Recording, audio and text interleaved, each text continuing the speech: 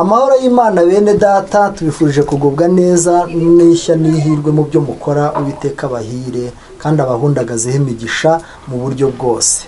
Abo dusangira ibi byigisho kuri iyi channel SDARM Rwanda, abahageze bwa mbere, amazina yanjye nitwa Ukwigize Jean Pierre. Tuhigira ibyigisho byiza cyane kora subscribe niba wahageze bwa mbere kugira ngo tujye tubana umunsi ku wundi.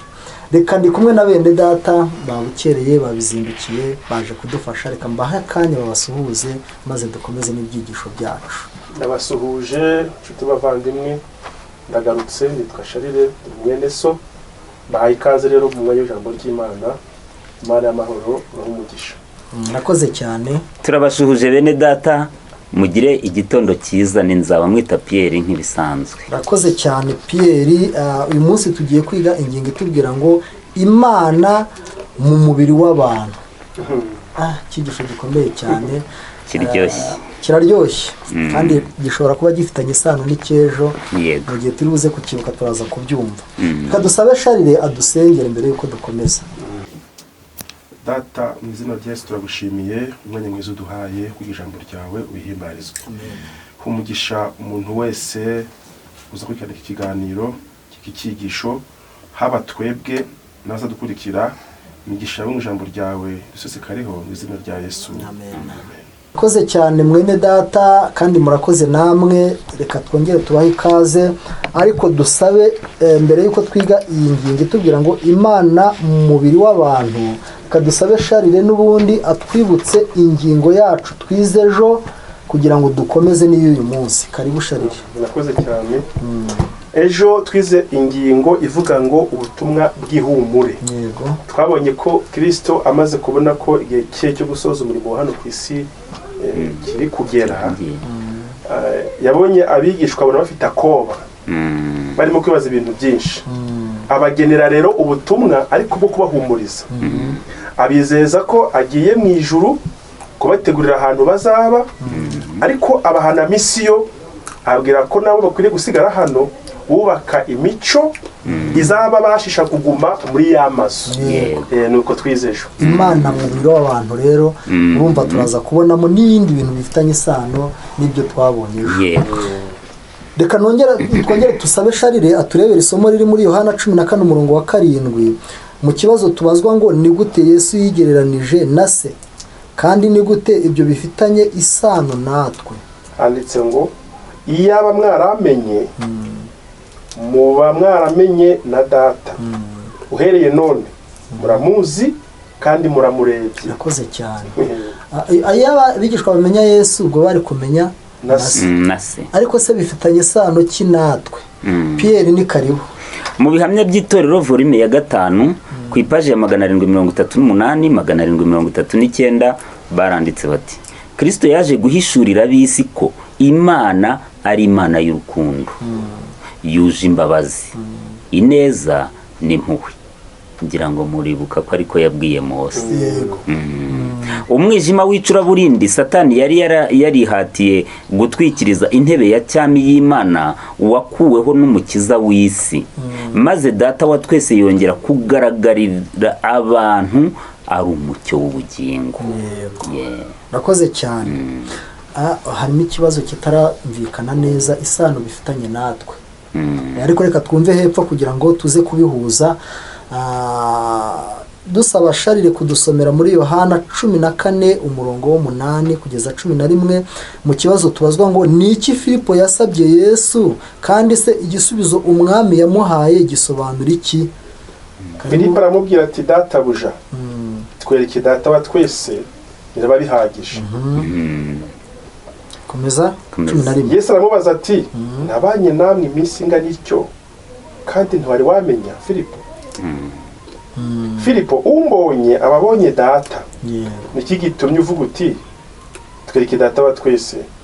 Ntiwizeye yuko ndi muri data na data akaba muri jye? Amagambo mbabwira sinyavuga ku bwanjye, ahubwo data uguma muri jye niwe ukora imirimo ye. Yego. Nuko handitse. Arakoze cyane. Data uguma muri jye niwe ukora imirimo ye. Noneho reka dusabe Pierre yongere agira icyo avuga kuri aya magambo umaze kudusomera.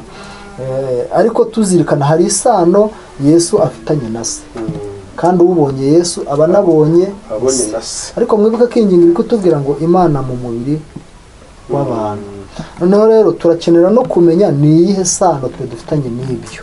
Reka dusabe mwene data Pierre avuge kuri aya magambo umaze kudusomera. Ni karibu Pierre. Ubwo naganiraga n'abantu twari turi mu byigisho mu matsinda, nari ndi kuganira n'abantu, umwe naramubajije ntariko iyo uvuga ko ufite Yesu buriya uba ushaka gusobanura iki? Kugisobanura biramugora. Ariko ndangije ndamusobanurira nti rero buriya iyo uvuga ko ufite Yesu, icyambere buryo ubufite ni urukundo n'imbabazi. Ibyo bintu ko ari bibiri iyo bifite buryo ubufite Yesu. Reka twumve rero mu bihamya by'itorero volume ya 5 ku ipaji ya 739.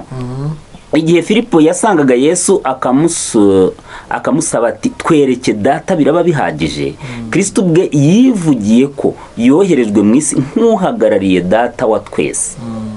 Mu mico ye myiza ya gahozo, mu mbabazi ze n'impuhwe byamuranze, ahagarara imbere yacu afite ubutungane bw'Imana, ishusho y'Imana itagaragara. Mu yandi magambo, urukundo n'imbabazi buriya nibyo byari bihishe ubumana, bihishe muri Kristo nk'ubumana bwari muri we. Noneho mu busobanuro bwa Bibiliya bw'Abadiventiste munsi wa 7 volume ya 5 page y'1141 baranditse bati Kristo yaberetse mu buryo bugaragara ko bashoboraga kubona data wa twese kubwo kwizera gusa. Imana ntishobora kubonwa n'umuntu uwo ari we wese mu ishusho igaragarira inyuma. Kristo ntabwo, ubwo ngeze mu wifuzwa ibihe byose ku ipaji ya 663-664. Kristo ntabwo yigeze arekeraho kuba Imana ubwo yihinduraga umuntu. Nubwo yicishije bugufi akemera kuba umuntu, ubumana bwari bukiri ubwe.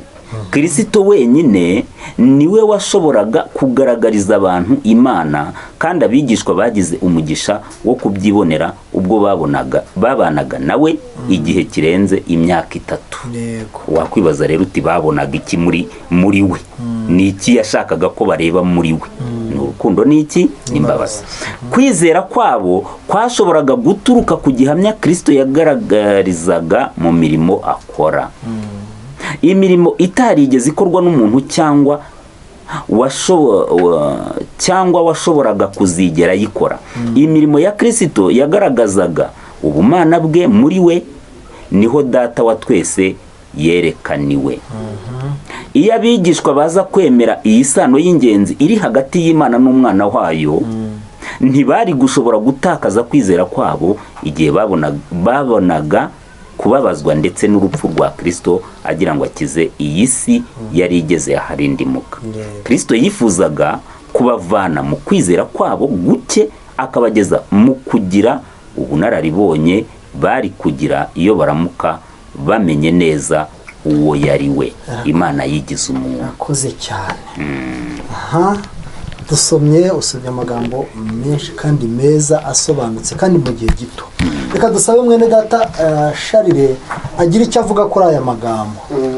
Ariko cyane twita kuri biriya bibazo, kubera ko hari isano iri hagati ya Yesu na se, ariko twe duhuriyehe nabyo. Imana mu mubiri w'abantu, kuko ingingo iratubwira Imana mu mubiri w'abantu. Imana mu mubiri w'abantu rero uko tubyize, Kristo yaje mu isi nk'ishusho y'Imana itagaragara. Nta muntu wigeze abona Imana ibona nk'ubone. Aho ushaka kureba Imana areba Yesu. Niyo mpamvu yababwiye ati mwebwe igihe twabaniye ntimuramenya, murambaza data wa twese kandi mundeba. Iyaba mwari munzi na data wamumuzi, ariko noneho ubu tuvugana muramubonye kandi muramumenye. Ni uwo nguwo muvugana. Rero aho duhuriye nabyo, nk'uko kirisito ari muri se natwe turi muri kirisito otomatikari ubwo kirisito ari muri se natwe turi muri kirisito ubwo imana ibonye kirisito natwe tumurimo ubwo isano yacu n'imana iragaragara.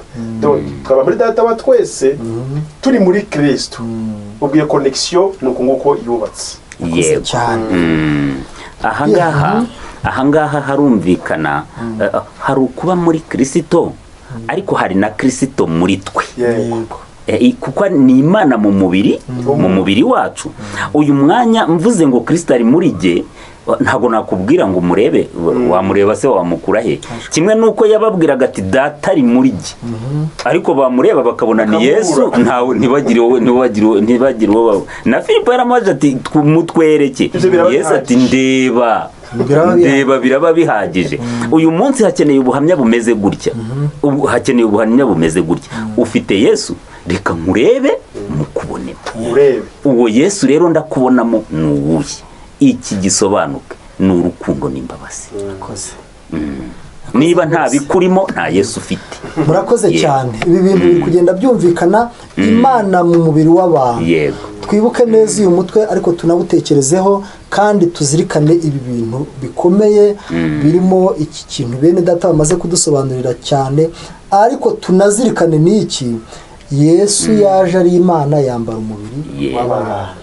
Ibyo rero yabikoreye kugira ngo twebwe abantu bafite amaso yijimishijwe n'icyaha tubashe kurebera imana. Buriya umubiri Yesu yambaye ni nk'uko wafatira itara ukaritwikira kuko riri kumena amaso utabasha kurireba, noneho wamara kuritwikira umuntu akaribona ariko akaribonera mu mwenda wanduye wenda bari kuvuga kugira ngo byumvikane. Rero Yesu yari imana ariko arangije yambara umubiri w'abantu. Ibyo rero bishatse kuvuga iki? Ko natwe nitwambara Kristo nubwo twambaye umubiri w'abantu ariko Kristo azagaragarira muri twe. Murakoze cyane. Hari icyo mushaka kongeraho se nk'umunota umwe kugira ngo dusoze? Nticyabura, reka duhere kuri Pierre. Ikintu cy'ingenzi gikomeye cyane ni urukundo rw'Imana. Buriya dutakaza cyane impano Kristo yasigiye abigishwa be. Nidutakaza urukundo rw'Imana, ibibazo bibaho. Ntabwo twaba mu isi ngo tubure ibibazo, ntabwo bishoboka. Ariko buriya nimba ngiranye ikibazo nawe, icyiza nuko twakiganira. Niba ari icyaha nagukoreye nkagusaba imbabazi, noneho nawe ukanyakira mu rukundo. Ntiwumve yuko niba naguhemukiye ubwo mbaye umwanzi wawe byiteka ryose. Niba tugiranye ikibazo ubwo uhindutse umwanzi byiteka ryose.